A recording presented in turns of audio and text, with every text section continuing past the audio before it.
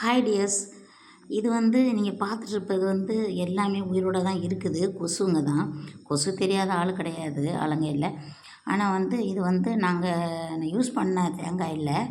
நான் தூக்கி போட்ட தேங்காய் தான். அதில் பொதுவாக வந்து இந்த மலேரியா கொசு இது மலேரியாவை கிரியேட் பண்ணக்கூடிய கொசுங்களாக்கும்.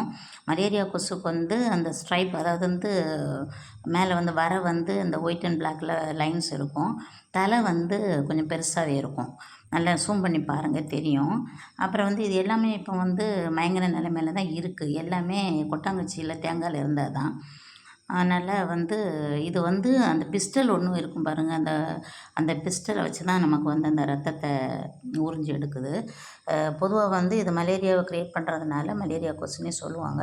அதனால் நீங்கள் என்ன பண்ணு தேங்காவோ தேங்காய் மூடிகளோ இருந்தாச்சுன்னு சொன்னால் நல்ல மூடியை வந்துட்டு தூர போட்டு நல்ல யூஸ் இல்லாத இடத்துல தூர போட்டுருங்க. மற்றபடி வந்து தேங்காவை வந்து பிளாஸ்டிக் கவர் போட்டு கவர் பண்ணி நீங்கள் ஃப்ரிட்ஜில் வைக்கிறது ரொம்ப நல்லது. அதுலேயும் கொஞ்சம் உப்பு தடவி வச்சிங்கன்னா இன்னும் நல்ல பெட்டர். சரிங்களா?